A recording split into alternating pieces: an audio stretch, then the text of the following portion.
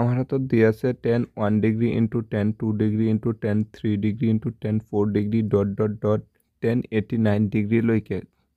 tan 1 ডিগ্ৰীৰ পৰা tan 89 ডিগ্ৰীলৈকে পূৰণ কৰিলে তাৰ মান 1 হয় বুলি কৈছে। tan 1 degree into tan 2 degree into tan 3 degree into dot dot dot tan 45 degree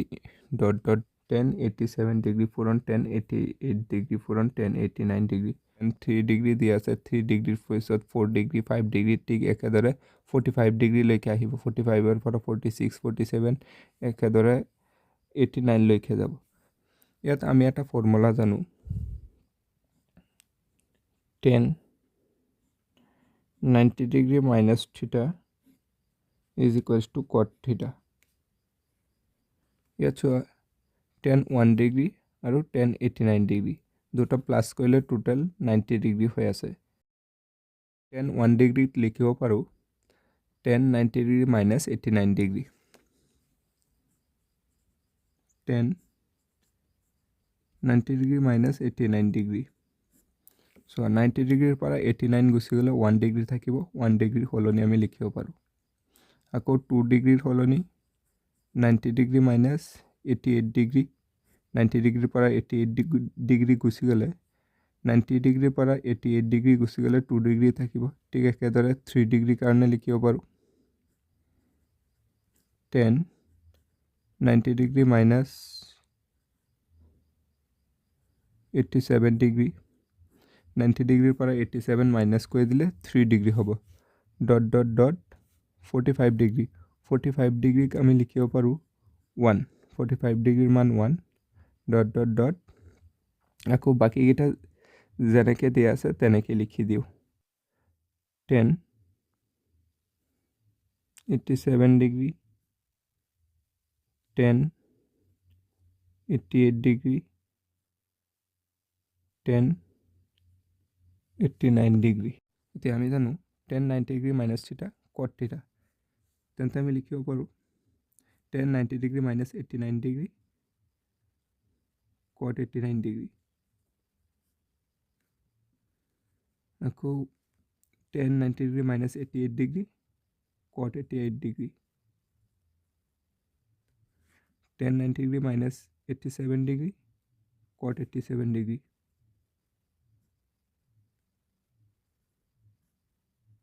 dot dot dot যেহেতু ইয়াত 1 মাল্টিপ্লাই হৈ আছে 1 যিকোনো সংখ্যাৰ লগত মাল্টিপ্লাই হ'লে 1 হৈ যায় সেইকাৰণে ডট ডট ডট লিখি দিলোঁ আৰু পিছৰখিনি লিখি আছোঁ tan 87 degree dot tan 88 degree dot tan 89 degree. tan theta is equals to 1 by cot theta। এতিয়া আমি ইয়াক লিখিব পাৰোঁ cot theta is equals to 1 by tan theta। এতিয়া য'ত য'ত cot theta লিখা আছে 1 by tan theta লিখিব পাৰোঁ cot 89 ডিগ্ৰী ইয়াক লিখিব পাৰোঁ 1 by tan 89 ডিগ্ৰী। আকৌ cot 88 ডিগ্ৰীক লিখিব পাৰোঁ tan 88 ডিগ্ৰী tan 87 ডিগ্ৰী আৰু বাকীকেইটা ঠিক একেদৰে হ'লেহেঁতেন ইয়াত ডট ডট দি তিনিটামান লিখি দেখুৱাই দিলে হ'ল। তাৰপিছৰখিনি tan 87 degree tan 88 degree tan 89 degree. এতিয়া চোৱা tan 89 ডিগ্ৰী দি tan 89 ডিগ্ৰী কেঞ্চেল হৈ যাব tan 88 ডিগ্ৰী দি tan 88 ডিগ্ৰী কেঞ্চেল হৈ যাব tan 87 ডিগ্ৰী দি tan 87 ডিগ্ৰী ঠিক একেদৰে আৰু যিমানকেইটা ত্ৰিকোণমিতিক অনুপাত আছিলে গোটেইখিনি কেঞ্চেল হৈ যাব। এতিয়া গোটেইখিনিৰ লগত গোটেইখিনি কেঞ্চেল হৈ গ'লে 1 হয়। ধৰি লওক a আছিলে আৰু ইয়াৰ লগত 1 by a মাল্টিপ্লাই হৈ আছে পূৰণ b আছিলে বিৰ লগত যদি 1 by b মাল্টিপ্লাই হৈ থাকে তেনেহ'লে a দি a কেঞ্চেল 1 হৈ যাব মাজত মাল্টিপ্লাই আকৌ b দি b কেঞ্চেল হৈ গ'লে 1 হৈ যাব গোটেইখিনি 1 ৰ লগত 1 পূৰণ কৰিলে 1 হ'ব ইয়াত গোটেইখিনি এটা আনটো কেনসেল হৈ গ'লে 1 হৈ যাব 1 1 1 1 গোটেইখিনিৰ মাজত মাল্টিপ্লাই আছে সেইকাৰণে 1 যিমান টাইম মাল্টিপ্লাই কৰা 1 আহিব যুক্তি R 0 less than theta less than equals to 90 ডিগ্ৰীৰ বাবে tan 90 degree minus theta is equals to cot theta আৰু tan 45 degree is equals to 1 so ইয়াত যেটো যুক্তি দি আছে যুক্তিটো সত্য হয় আমি জানো tan 90 degree minus theta কি হয় cot theta আৰু tan 45 degree মান 1 এতিয়া অপচন কেইটা চোৱা প্ৰথম অপচনত কি কৈছে a আৰু r দুয়োটাই শুদ্ধ আৰু r এৰ শুদ্ধ বাক্য চোৱা r এৰ শুদ্ধ বাক্য নহয় যেহেতু উক্তিত দিয়া আছিল গোটেইখিনিৰ পূৰণফলত দিয়া আছিল আৰু ইয়াত দিয়া আছে tan 90 degree minus theta কিন্তু tan 90 degree minus theta is equals to cot theta হয় এটো সত্য কিন্তু ইয়াৰ লগত দুটা অনুপাতৰ পূৰণফল 1 হৈছে কিন্তু ইয়াত কোনো তেনেকুৱা দিয়া নাই সেইকাৰণে আমি ক'ব পাৰো যুক্তিটো শুদ্ধ হ'ব কিন্তু উক্তিৰ শুদ্ধ বাক্য নহব a আৰু r দুয়োটাই শুদ্ধ কিন্তু r এৰ শুদ্ধ বাক্য নহয় অপশন বি শুদ্ধ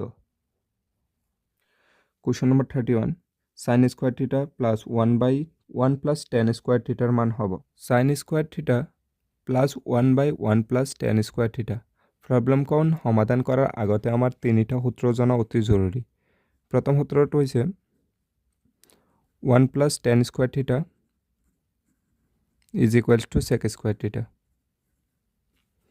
দ্বিতীয় সূত্ৰটো হৈছে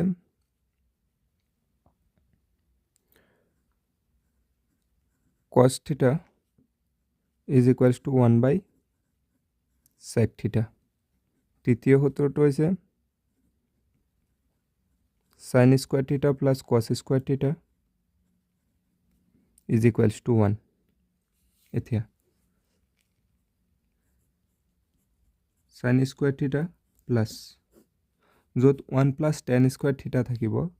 1 plus tan square theta হলনি লিখিব পাৰো sec square theta sec square theta আমি জানো 1/sec theta is equals to cos theta কিন্তু ইয়াত স্কয়ার দিয়া আছে ইয়াক আমি লিখিব পাৰো sin square theta plus 1/sec theta whole square 1 ক স্কয়ার কৰিলে 1 ই থাকিব সেইকাৰণে আমি লিখিব পাৰো এতিয়া sin square theta plus 1/sec theta লিখিব পাৰো cos theta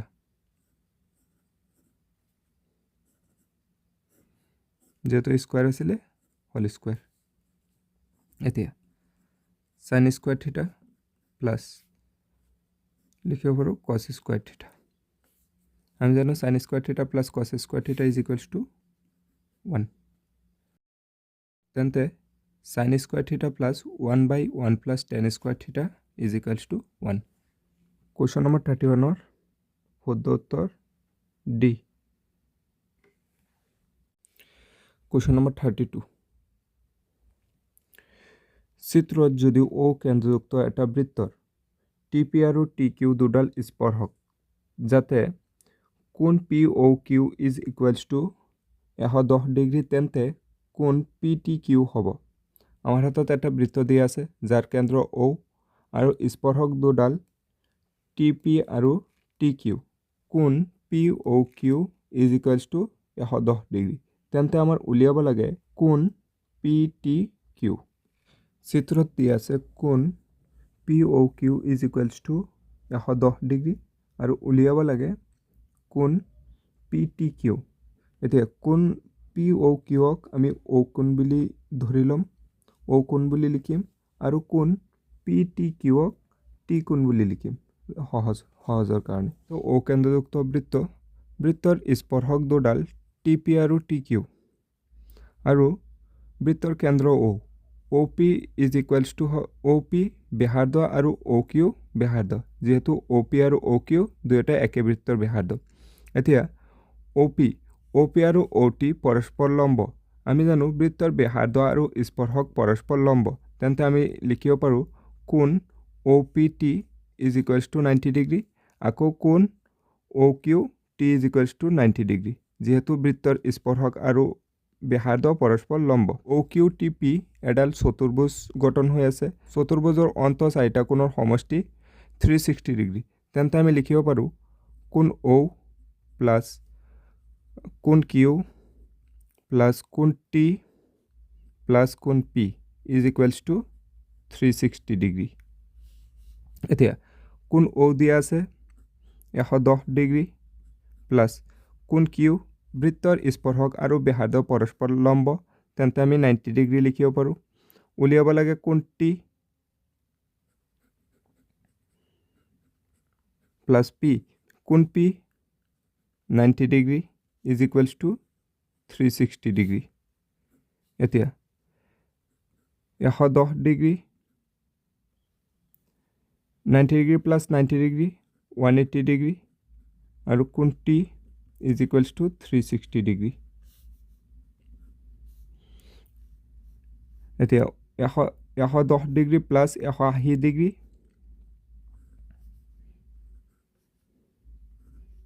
290 degree is equals to 360 degree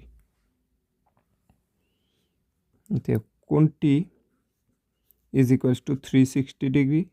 minus 290 degree কোণ T is equals to 360 degree minus 290 degree 70 degree এতিয়া কোণ টি হৈছে পি টি কিউ কোণটিৰ সলনি লিখিব পাৰোঁ P T Q is equals to 70 degree কোণ P T Q is equals to 70 degree কোণ P T Q is equals to 70 degree option B question number 33 কেন্দ্ৰৰ পৰা 3 সেন্টিমিটাৰ দূৰত্বত থকা এডাল জিয়াৰ দৈৰ্ঘ্য 8 সেন্টিমিটাৰ হ'লে বৃত্তৰ ব্যাসাৰ্ধৰ মান হ'ব প্ৰশ্নমতে অ কেন্দ্ৰযুক্ত বৃত্ত অংকন কৰা হ'ল এ বি হৈছে বৃত্তৰ কেন্দ্ৰৰ পৰা 3 সেন্টিমিটাৰ দূৰত্বত থকা জিয়া আমি জানো কেন্দ্ৰৰ পৰা টনা ৰেখাডাল জিয়াৰ সৈতে পৰস্পৰ লম্ব আৰু সমদ্বিখণ্ডিত তেন্তে আমি লিখিব পাৰোঁ AC is equals two BC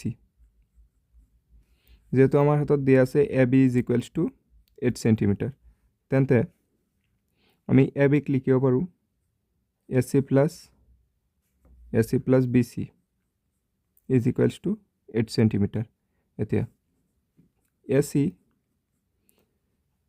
আৰু BCৰ সলনি আমি লিখিব পাৰোঁ AC is equals two 8 centimetre এতিয়া AC 2AC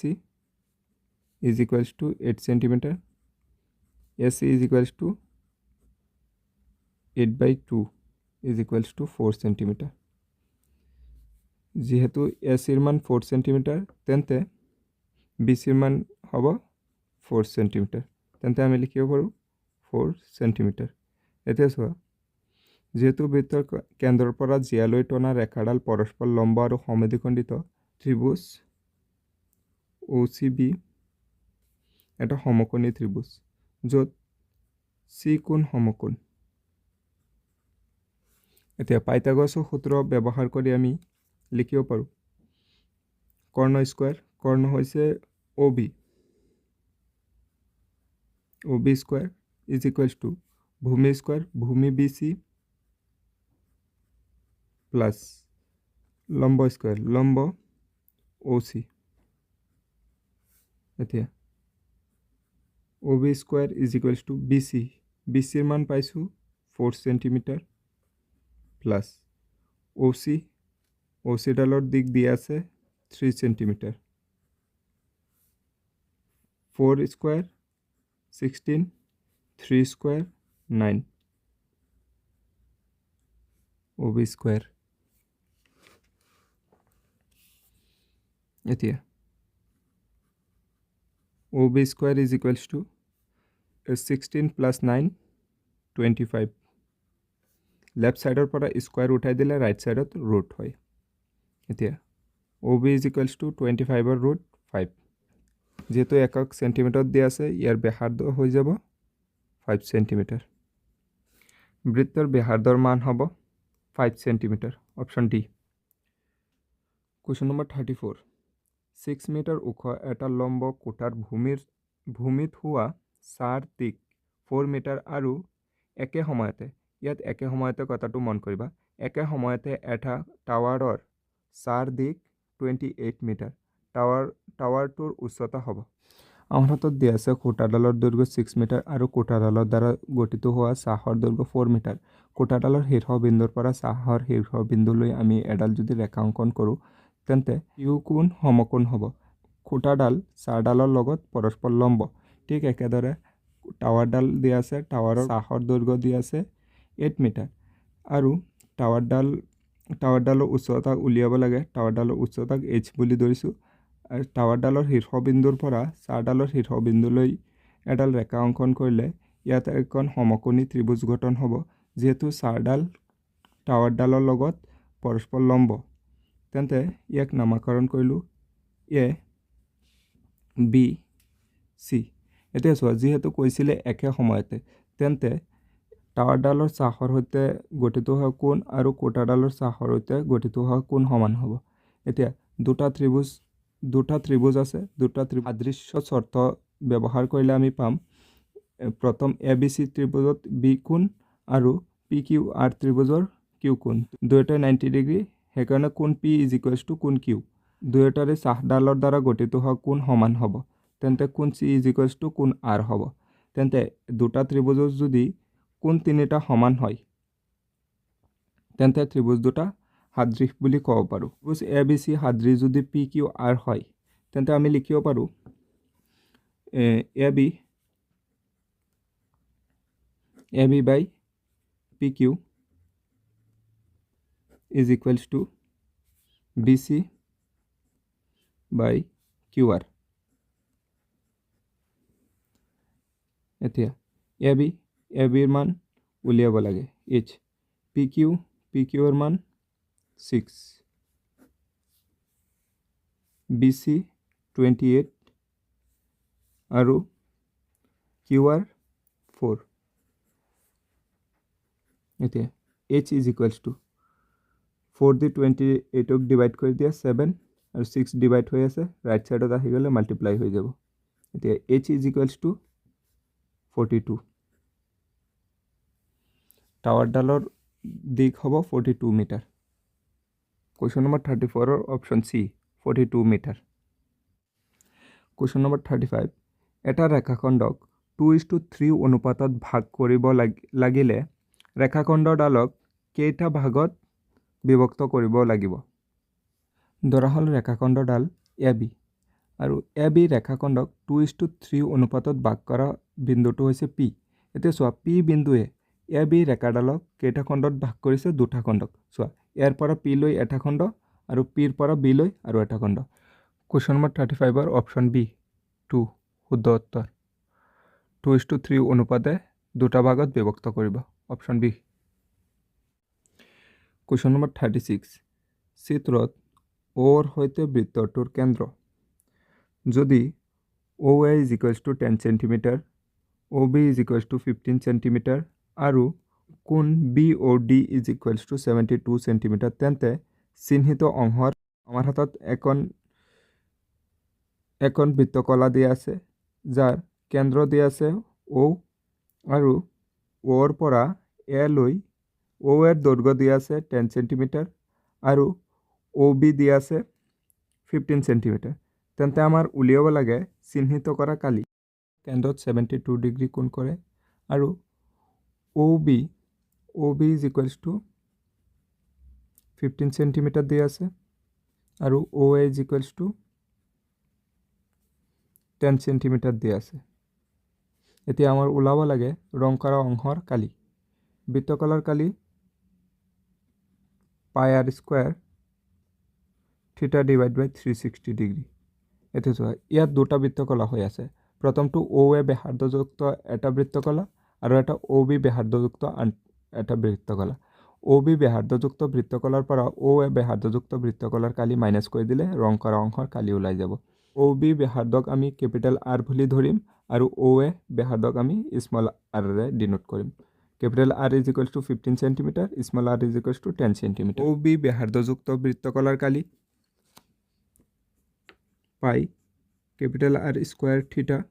divide by 360 degree minus ও এ ব্যাসার্ধযুক্ত বৃত্তকলার কালি পাই ও এ ব্যাসার্ধক স্মল আর এ ডিনোট করেছিলো আর স্কোয়ার থিটা divide by 360 degree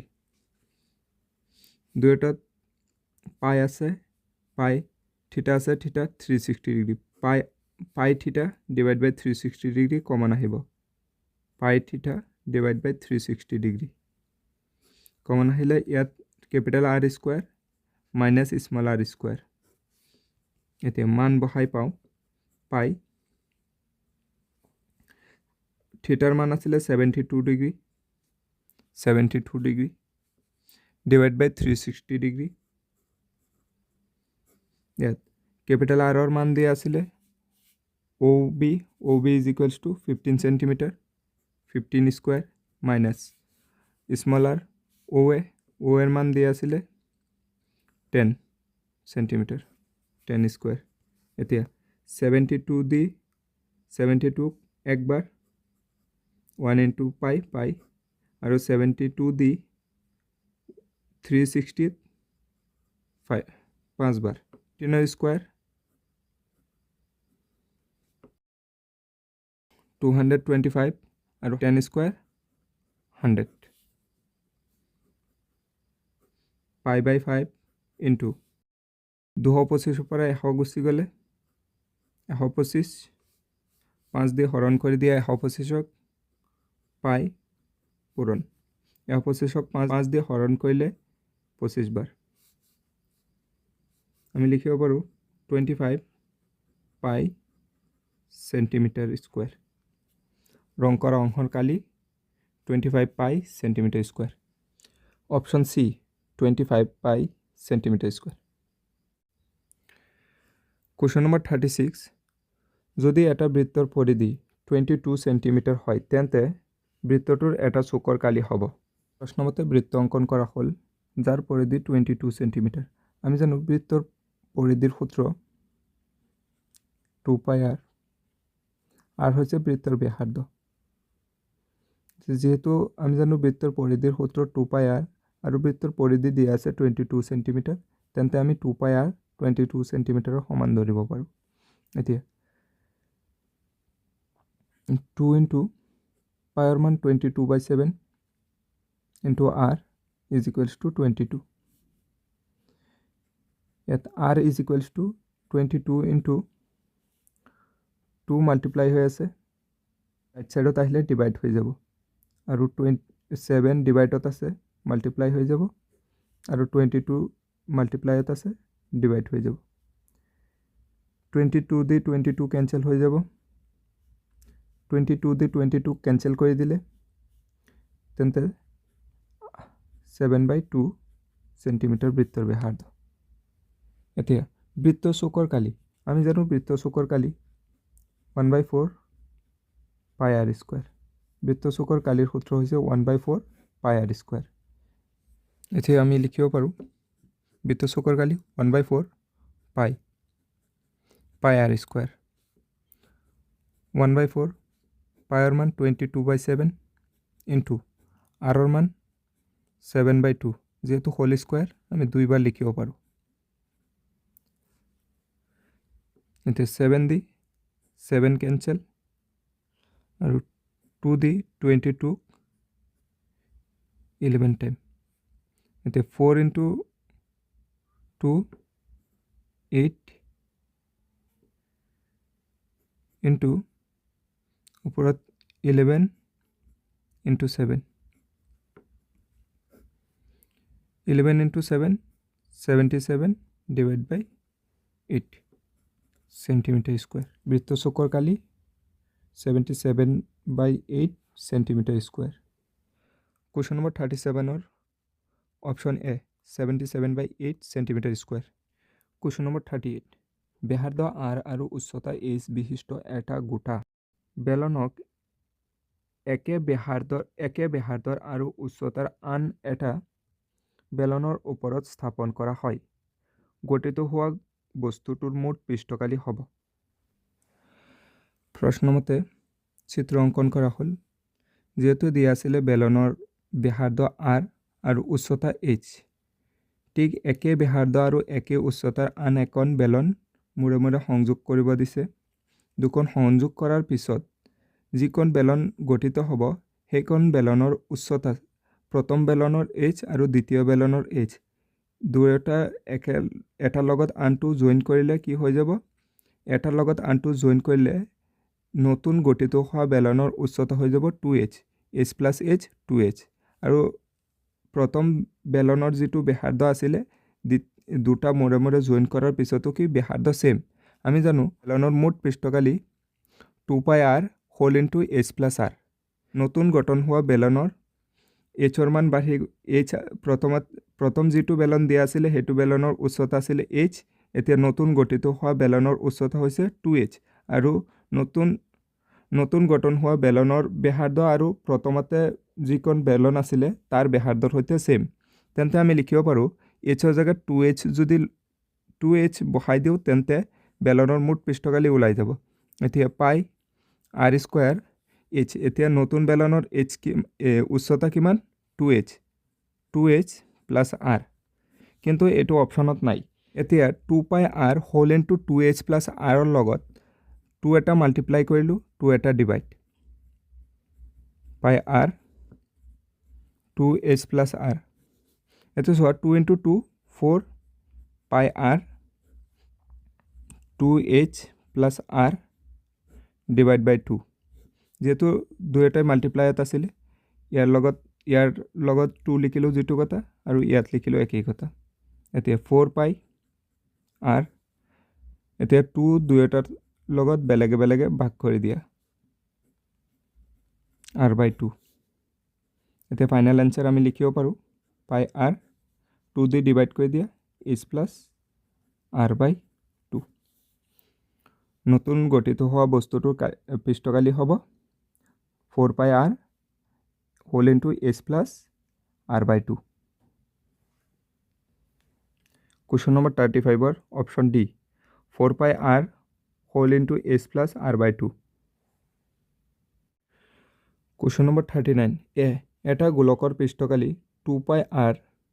whole into r plus h আমি জানো গোলকৰ পৃষ্ঠকালি 4 pi r square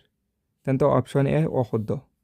ইয়াত দিয়া উক্তিটো অশুদ্ধ হ'ব কাৰণ আমি জানো গোলকৰ পৃষ্ঠকালি হৈছে 4 pi r square ইয়াত দিয়া আছে 2 pi r whole into r plus h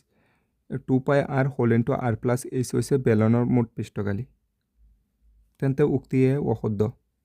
বিদ দিয়া আছে যদি দুটা গোলকৰ পৃষ্ঠকালিৰ অনুপাত 16:9 তেন্তে হিহঁতৰ আয়তনৰ অনুপাত হ'ব 64:27 উক্তি বিদ দিয়া আছে দুটা গোলকৰ পৃষ্ঠকালিৰ অনুপাত দিয়া আছে 16:9 তেন্তে হিহঁতৰ আয়তনৰ অনুপাত 64:27 হ'ব বুলি কৈছে এতিয়া আমি পৰীক্ষা কৰো এতিয়া যেহেতু গোলকৰ পৃষ্ঠকালিৰ অনুপাত দিয়া আছে তেন্তে আমি জানো গোলকৰ পৃষ্ঠকালি 4 pi r square যেহেতু দুটা গোলকৰ দিয়া আছে এটা গোলকৰ ব্যাসাৰ্ধক আমি ক্যাপিটাল R বুলি ধৰিম আনটো গোলকৰ ব্যাসাৰ্ধক স্মল r বুলি ধৰিম এতিয়া গোলকৰ পৃষ্ঠকালি যেহেতু দিয়া আছে আমি লিখিব পাৰো 4 pi r square is to আকৌ 4 pi small r square is equals to 16:9 যেহেতু অনুপাতত আছে তেন্তে আমি লিখিব পাৰো pi r square by 4 pi small r square is equals to 16/9 4 pi di 4 pi cancel r square by r square is equals to 16/9 এতিয়া r by small r is equals to root over যেহেতু ইকুয়ালের left সাইডত square আছিল square উঠাই দিলে right সাইডত root আহি যায় এতিয়া r by small r is equals to 16 ৰ root 4 আৰু 9 ৰ root 3 তেন্তে আমি ইয়াত যদি কম্পেয়াৰ কৰো তেন্তে আমি ক'ব পাৰো capital R is equals to 4 unit আৰু small r is equals to 3 unit এতিয়া গোলকৰ আয়তনৰ সূত্ৰ হৈছিলে 4/3 পাই r কিউব এতিয়া প্ৰথমটোৰ কাৰণে কেপিটেল R আৰু সেকেন্ডটোৰ কাৰণে স্মল r আমি লিখিব পাৰো 4/3 পাই r কিউব divided by 4/3 পাই small r cube is equals to 4/3 the 4/3 cancel পাই দি পাই cancel থাকি যাব r cube by small r cube এতিয়া r cube by small r cube r মান আছিলে 4 ইউনিট 4 কিউব আৰু স্মল r আছিলে 3 কিউব 4 কিউব হৈছে 64 আৰু 3 কিউব হৈছে 27 তেন্তে আমি লিখিব পাৰো 64:27 যদি দুটা গোলকৰ পৃষ্ঠকালীৰ অনুপাত 16:9 হয় তেন্তে হিহঁতৰ আয়তনৰ অনুপাত হ'ব 64:27 কুৱেশ্যন নম্বৰ 29 বাছনি কৰিব পৰা বিকল্প নাই অপশ্যন বি শুদ্ধ কুৱেশ্যন নম্বৰ 40 এটা গোটা বস্তুৰ তলৰ অংশ অৰ্ধগোলক আৰু ওপৰৰ অংশ শংকু যদি দুয়োটাৰ অংশৰ পৃষ্ঠকালী সমান তেন্তে ব্যাসাৰ্ধ আৰু শংকু অংশৰ উচ্চতাৰ অনুপাত হ'ব প্ৰশ্নমতে চিত্ৰ অংকন কৰা হ'ল গোটা বস্তু এটাৰ তলৰ অংশ অৰ্ধগোলক আৰু ওপৰৰ অংশ শংকুৰ দ্বাৰা গঠিত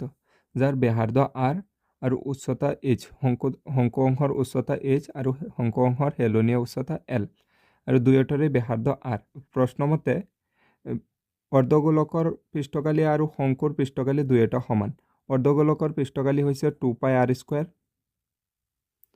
is equals to শংকু পৃষ্ঠৰ পৃষ্ঠকালী হৈছে পাই r l ইয়াও বি এডাল সমকোণী ত্ৰিভুজ হৈ আছে তেন্তে আমি ইয়াৰ পৰা লিখিব পাৰো l square is equals to r square plus h square এতিয়া আমি l is equals to লিখিব পাৰো √r square plus h square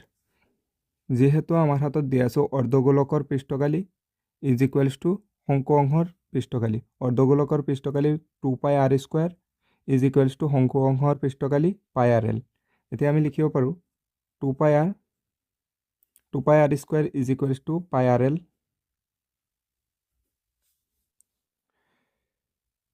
পাই দি পাই ক্যান্সেল হৈ যাব ইয়াত r দুটা আছে এটা দি এটা ক্যান্সেল হৈ যাব লেফট সাইডত থাকিব 2r is equals to l এতিয়া 2r is equals to যত l লিখা আছে l ৰ ঠাইত আমি লিখিব পাৰো √r square plus h square এতিয়া বোথ সাইড যদি আমি স্কয়াৰ কৰি দিও বোথ সাইড স্কয়াৰ কৰিলে h square whole square 2 square 4 আৰু r ৰ square r square is equals to both side square কৰিলে ৰুট ক্যান্সেল হৈ যাব r square plus h square এতে 4r square left r square right সাইডত প্লাসত আছে লেফট সাইডত আহিলে মাইনাসত is equals to h square এতিয়া 4r স্কয়াৰ পৰা r স্কয়াৰ ক্যান্সেল হৈ r স্কয়াৰ মাইনাস কৰি দিলে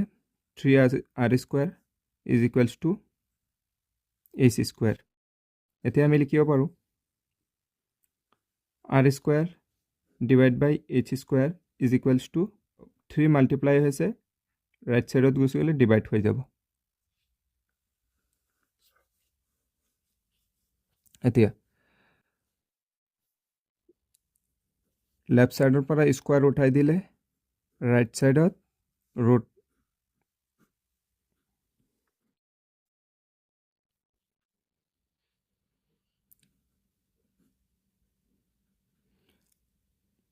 r by h is equals to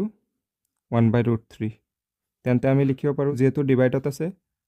তেন্তে লিখিব পাৰো r is to h is equals to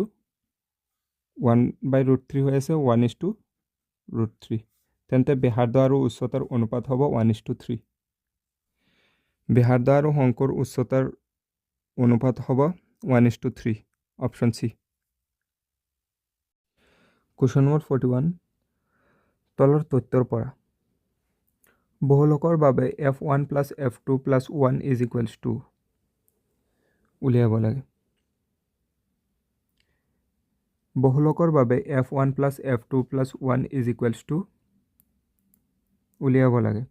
এতিয়া আমি জানো আটাইতকৈ ডাঙৰ বাৰংবাৰতাক f1 বুলি কোৱা হয় আটাইতকৈ ডাঙৰ বাৰংবাৰতা আছে 33 f1 হ'ব আৰু f1ৰ জাষ্ট সন্মুখৰ বাৰংবাৰতাক f2 বুলি কোৱা হয় আৰু f1ৰ পূৰ্বৱৰ্তী বাৰংবাৰতাক f0 বুলি কোৱা হয় ইয়াত প্ৰদত্ত তালিকাৰ পৰা আমি পাম f1 = 33 আৰু f2 = 11 প্ৰদত্ত তালিকাৰ পৰা f1 = 33 আৰু f2 =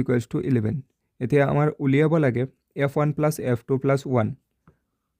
এতিয়া f1ৰ মান 33 f2ৰ মান 11 + 1 33 + 11 + 1 45 কুৱেশ্যন নম্বৰ 22 উক্তি এ যদি কোনো তথ্যৰ বহুলক আৰু মধ্যমাৰ পাৰ্থক্য 24 হয় তেন্তে মধ্যমা আৰু মাধ্যৰ পাৰ্থক্য হ'ব 12 প্ৰশ্নমতে দিয়া আছে বহুলক আৰু মধ্যমাৰ পাৰ্থক্য 24 পাৰ্থক্যৰ অৰ্থ হৈছে বিয়োগ কৰা বহুলক আৰু মধ্যমাৰ পাৰ্থক্য 24 তেন্তে দেখুৱাব লাগে মধ্যমা আৰু মাধ্যৰ পাৰ্থক্য 12 এতিয়া আমি জানো 3 মধ্যমা = বহুলক + 2 মাধ্য তেন্তে ইয়াৰ পৰা বহুলকৰ মান ওলাই দিয়ে বহুলকৰ ঠাইত 3 মধ্যমা - 2 মধ্য বহাই দিম বহুলকৰ ঠাইত 3 মধ্যমা - 2 মধ্য আৰু মাইনাছত আছিলে মধ্যমা মাইনাছত মধ্যমা = 24 এতিয়া তিনিটা মধ্যমাৰ পৰা এটা মধ্যমা গুচি গ'ল মধ্যমা থাকিব মাইনাছত 2 মধ্যমা মাইনাছত 2 মধ্যমা আছে = 24 আছিলে 24 দুইটাৰ পৰা 2 এটা কমন আনা 2 কমন আনিলে মধ্যমা মাইনাছ আৰু মাধ্য = 24 দুই পিনে 2ৰে ডিভাইড কৰি দিয়া 2ৰে ডিভাইড কৰি দিলে 2 কেনচেল আৰু 2 দি ডিভাইড কৰি দিলে 24/2 মধ্যমা মাইনাছ মাধ্য = যেতিয়া 22ক 2ৰে ডিভাইড কৰিব 12 আহি যাব বহুলক আৰু মধ্যমাৰ পাৰ্থক্য যদি 24 হয় তেন্তে মধ্যমা আৰু মাধ্যৰ পাৰ্থক্য 12 হ'ব উক্তি এ শুদ্ধ যুক্তি আৰ তিনিওটা কেন্দ্ৰীয় প্ৰবৃত্তিৰ মাপৰ সম্বন্ধ হৈছে বহুলক = 2 মধ্যমা - 3 মাধ্য আমি জানো 3 মধ্যমা = বহুলক + 2 মাধ্য তেন্তে ইয়াৰ পৰা বহুলকৰ মান ওলালে বহুলক = 3 মধ্যমা - 2 মাধ্য ইয়াত দিয়া আছে বহুলক আছে কিন্তু 3 মধ্যমা - 2 মাধ্য হ'ব লাগিছিল ইয়াত 3 মধ্যমা দিয়া আছে তেন্তে যুক্তি অশুদ্ধ হ'ব অপশ্যন চি এ শুদ্ধ কিন্তু আৰ অশুদ্ধ কুৱেশ্যন নম্বৰ 43 তলৰ তালিকাৰ পৰা মধ্যমা শ্ৰেণীৰ উচ্চ সীমা আৰু বহুলক শ্ৰেণীৰ নিম্ন সীমাৰ পাৰ্থক্য হ'ব প্ৰদত্ত তালিকাৰ পৰা n = 67 তেন্তে আমি n/2 = 33.5 এতিয়া 33.5 সঞ্চয় বাৰংবাৰতাৰ ভিতৰত চোৱা 22ৰ ভিতৰত আহিব নোৱাৰে 33.5 ইয়াত 1ৰ পৰা 22 লৈকে আছে তাৰপিছত 42ত চোৱা 42ৰ ভিতৰত 23ৰ পৰা 42 লৈকে যিমান বাৰংবাৰতা আছে গোটেইখিনি আছে তেন্তে 33.5 42ৰ মাজত থাকিব মধ্যমা শ্ৰেণী হ'ব 125ৰ পৰা 145 125ৰ পৰা 145 তেন্তে মধ্যমা শ্ৰেণীৰ নিম্ন সীমা হ'ব 125 আৰু উচ্চ সীমা হ'ব 145 ঠিক একেদৰে বহুলক শ্ৰেণী এতিয়া বহুলক আটাইতকৈ বেছি বাৰংবাৰতা হৈছে 20 তেনেহ'লে বহুলক শ্ৰেণী হ'ব 120ৰ পৰা 145 বহুলক শ্ৰেণী 120ৰ পৰা 145 বহুলক শ্ৰেণীৰ নিম্ন সীমা 125 মধ্যমা শ্ৰেণীৰ উচ্চ সীমা আৰু বহুলক শ্ৰেণীৰ নিম্ন সীমাৰ পাৰ্থক্য তেন্তে আমি লিখিব পাৰোঁ মধ্যমা শ্ৰেণীৰ উচ্চ সীমা আৰু বহুলক শ্ৰেণীৰ নিম্ন সীমাৰ পাৰ্থক্য তেন্তে মধ্যমা শ্ৰেণীৰ উচ্চ সীমা 145 মাইনাছ বহুলক শ্ৰেণীৰ নিম্ন সীমা 125 145 minus 125 is equals to 20. মধ্যমা শ্ৰেণীৰ উচ্চ সীমা আৰু বহুলক শ্ৰেণীৰ নিম্ন সীমাৰ পাৰ্থক্য 125. Question number 44. যদি তিনিটা মুদ্ৰা একেলগে টছ কৰা হয় তেন্তে দুটা মুণ্ড পোৱাৰ সম্ভাৱিতা হ'ব। এটা মুদ্ৰা তিনিবাৰ টছ কৰিলে সম্ভাৱ্য ফলাফলসমূহ লিপিবদ্ধ কৰা হ'ল। ইয়াত প্ৰশ্নত সুধিছে দুটা মুণ্ড হোৱাৰ সম্ভাৱিতা। দুটা মুণ্ডৰ ফলাফলৰ সংখ্যা হ'ব 1, 2 আৰু 3। দুটা মুণ্ড অহাৰ ফলাফলৰ সংখ্যা হৈছে 3 আৰু মুঠ ফলাফলৰ সংখ্যা 1, 2, 3, 4, 5, 6, 7, 8। মুঠ ফলাফলৰ সংখ্যা 8। তেন্তে দুটা মুণ্ড পোৱাৰ সম্ভাৱিতা হ'ব 3/8. Option B 3/8. Question number 45. যদি 500টা বাল্বৰ ভিতৰত এটা বেয়া বাল্ব পোৱাৰ সম্ভাৱিতা 0.290 তেন্তে গোটেই বাল্বখিনিত বেয়া বাল্ব হোৱাৰ সংখ্যা। আমাৰ হাতত দিয়া আছে মুঠ বাল্বৰ সংখ্যা 500 আৰু বেয়া বাল্বৰ সম্ভাৱিতা দিয়া আছে 0.290। তেন্তে বেয়া বাল্বৰ সংখ্যা সুধিছে। আমি বেয়া বাল্বৰ সংখ্যাক x বুলি ধৰি ল'ম। প্ৰশ্নৰ পৰা তথ্যখিনি লিপিবদ্ধ কৰা হ'ল। মুঠ বাল্বৰ সংখ্যা 500, বেয়া বাল্ব হোৱাৰ সম্ভাৱিতা 0.290। ধৰা হ'ল বেয়া বাল্বৰ সংখ্যা xটা, তেন্তে বেয়া বাল্ব হোৱাৰ সম্ভাৱিতা হ'ব x/500। মুঠ বাল্বৰ সংখ্যা 500 আৰু বেয়া বাল্বৰ সংখ্যা xটা, তেন্তে বেয়া বাল্ব হোৱাৰ সম্ভাৱিতা হ'ব x/500। আমাৰ হাতত দিয়া আছে বেয়া বাল্ব হোৱাৰ সম্ভাৱিতা 0.290। x হৈছে বেয়া বাল্বৰ সংখ্যা। এতেকে x = লিখিব পাৰোঁ 0.290 into 500 is equals to x is equals to 0.290 into 500 কৰিলে 145 হয়। তেন্তে বেয়া বাল্বৰ সংখ্যা 145। কুৱেশ্যন নম্বৰ 45ৰ অপশ্যন ডি 145।